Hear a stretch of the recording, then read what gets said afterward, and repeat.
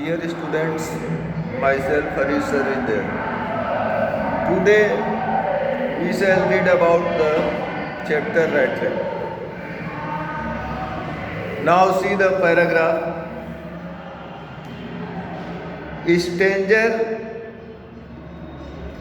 must have seemed incredulous, for the old man got up and went to the window, took down the leather pouch which hung on nail in the very window frame and picked out 3 wrinkled 10 kroners bill.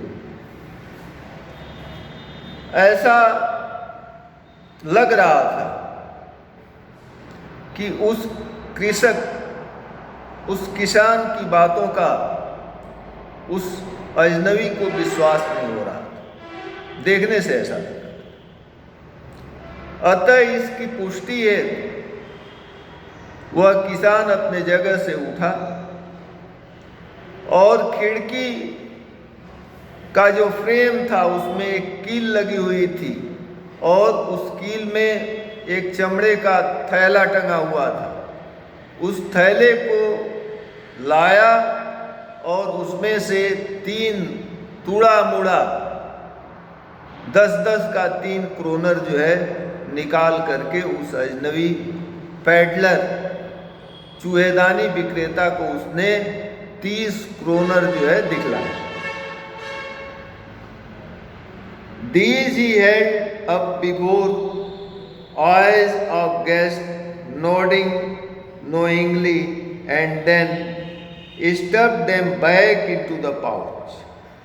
उसने जानबूझकर के सिर हिलाते हुए ये 30 kroner अपने मेहमान को दिखलाए और फिर वापस उसी चमड़े के बैग में रख दिया।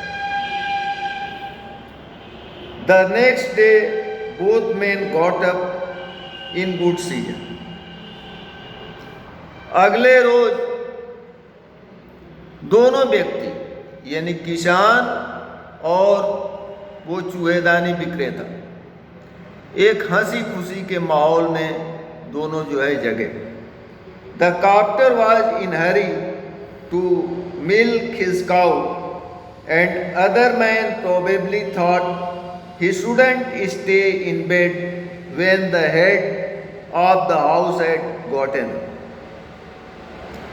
किसान जगा, उसे अपनी गाय दूहने की जल्दी थी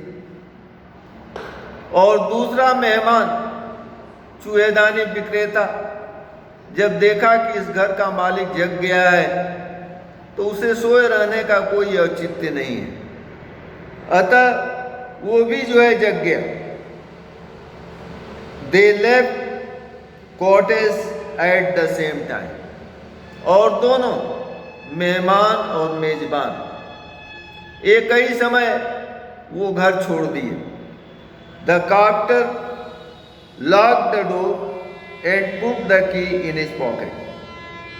किसान ने अपने मकान का दरवाजा बंद किया और चाबी अपने जेब में रख ली। The man with the red traps said goodbye and thank you, and thereupon each went to his own way. और चूहेदानी विक्रेता ने अपने मेजबान को धन्यवाद किया, अलविदा किया और दोनों किसान और चूहेदानी विक्रेता दोनों अपने अपने रास्ते जो है चल दिए। But half an hour later the rat trap peddler stood again before the door. लेकिन आधे घंटे पश्चात फिर चूहेदानी विक्रेता उसी मकान के सामने खड़ा था।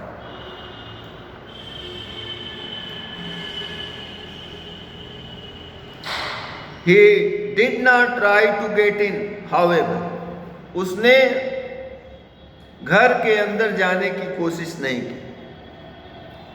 He only went to the window, smashed a pane, stuck in his hand and got hold of the pouch with the 30 kroner. वो खिड़की के पास गया, खिड़की का एक शीशा तोड़ा, अपने हाथ को अंदर प्रवेश कराया और वो चमड़े का थैला जिसमें 30 क्रोनर रखा गया था उसको निकाला, पैसा निकाल करके अपने जेब में डाला और उस थैले को सावधानी पूर्वक ठीक उसी जगह जहां पर वो टंगा हुआ था टांग दिया। He took the money and thrust it into his own pocket. Then he hung the leather pouch very carefully back in its place and went away. और इतना करने के पश्चात चूहेदानी विक्रेता चल दिया। As he walked along with the money in his pocket, he felt quite pleased with his smartness. जब वो पैसा लेकर के चला तो अपने चालाकी पे बड़ा ही खुश था, बड़ा ही प्रसन्न था। He realized, of course, that at first he dared not continue on the public highway. उसने सर्वप्रथम उसने सोचा, उसने महसूस किया कि उसे आम सड़क से होकर के नहीं चलना चाहिए, क्योंकि उसके अंदर एक चोर होने की भावना थी। उसे लग रहा था कि उसने चोरी किया है, पकड़ लिया जाएगा, देख लिया जाएगा। इसलिए उसके मन में आया कि उसे आम रास्ते से, आम सड़क से होकर के नहीं चलना चाहिए। He realized, of course, that at first he dared not continue on public highway, but must turn off the road into the woods. बल्कि उसे सड़क के बजाय जंगल का रास्ता अपनाना चाहिए। During the first hour, this caused him no difficulty. जंगल में चलते हुए 1 घंटे तक तो उसे कोई दिक्कत नहीं हुई। Later in day it became worse. लेकिन जैसे जैसे समय बीतता गया उसकी स्थिति बदतर होती गई। For it was big and confusing forest which he had gotten into. क्योंकि जिस जंगल में उसने प्रवेश किया था वो बड़ा ही बड़ा और उहापोह वाला जंगल था, भूलने वाला जंगल था। He tried to be sure to walk a definite direction. उसने अपने मन में निश्चय करके एक निश्चित दिशा में बढ़ना शुरू किया। But the path twisted back and forth so strangely. लेकिन रास्ते आश्चर्यजनक रूप से आगे पीछे होते रहते थे। He walked and walked without coming to end of the wood, and finally he realized that he had only been walking around the same part of the forest. वो चलता रहा और चलने के बावजूद भी वो जंगल के किसी छोर पे न पहुंच सका। He walked and walked without coming the end of the wood and finally realized, और अंतोगत्वा उसे महसूस हुआ कि वो जंगल के एक ही भाग का चक्कर लगा रहा है। Realized that he had only been walking around the same part of the forest. All at once he recalled his thought about the world and directed. और तभी उसे इस दुनिया के बारे में अपने पुराने विचार याद आए जो पहले सोच चुका था कि ये सारी दुनिया एक चूहेदानी है। वो विचार उसके मस्तिष्क में ताजा हो गया। Now his own turn had come. अब इस विशाल रेटेप में फंसने की उसकी बारी आ चुकी थी। He had himself been foolen by a bet and had been caught. वो अपने आप को एक चारे के लालच में फंसा दिया था, फंसा चुका था।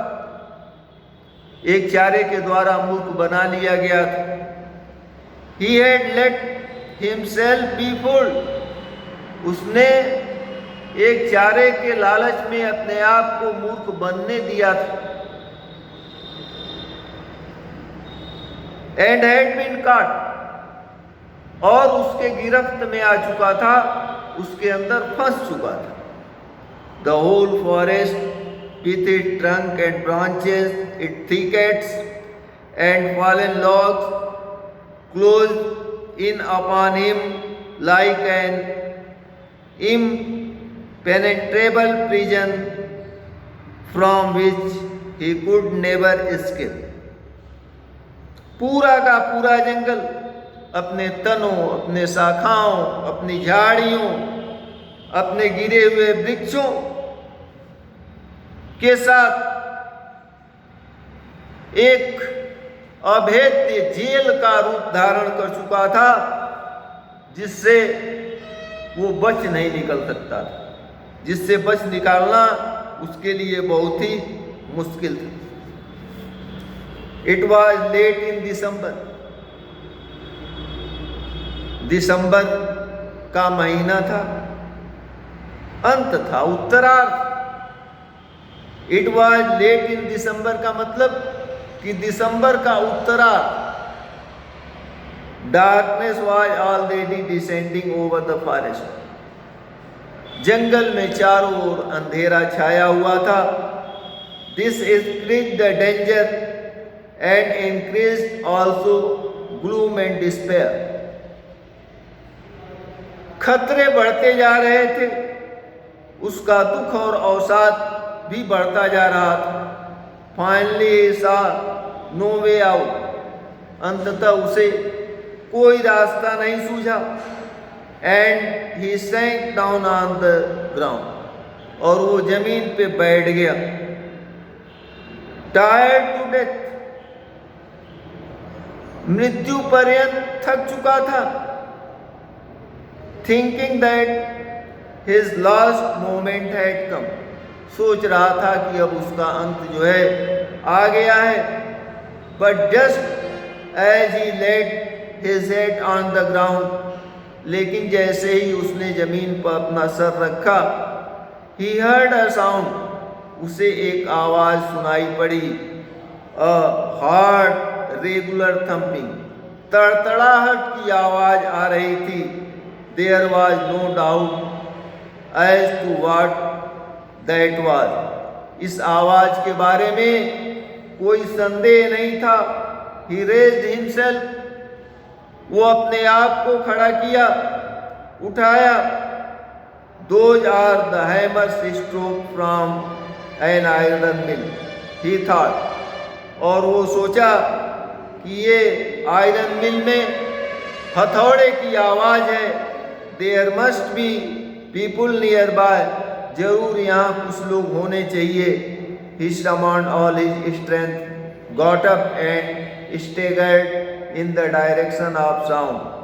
उसने अपनी ताकत बटोर करके खड़ा हुआ और लड़खड़ाते हुए कदमों से उस आवाज की दिशा में आगे बढ़ने लगा। Thank you for today. That's all.